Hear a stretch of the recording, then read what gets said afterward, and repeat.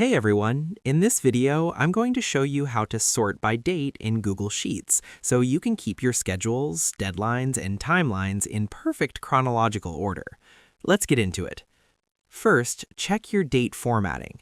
Before you sort, you must ensure Google Sheets recognizes your data as actual dates and not just random text. Highlight your date column and go to Format, Number, Date. Valid dates will usually align to the right side of the cell. If they stay on the left, they are being treated as text and the sort won't work correctly. Use year, month, day for the most reliable results across different regions. Next, freeze your header row. To prevent your titles, like due date or event, from being sorted into the middle of your list, you need to lock them at the top. Go to the top menu and click View, Freeze, One Row. This creates a divider that protects your headers. Now, when you sort, the titles stay put while only the actual data underneath moves. Lastly, sort oldest to newest or vice versa.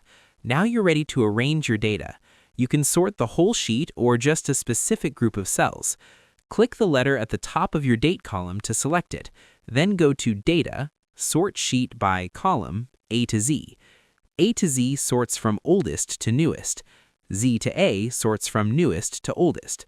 If you only want to sort a small table without moving other data on the page, highlight just those cells and go to Data, Sort Range, Advanced Range Sorting Options. Check Data has Header Row and hit Sort.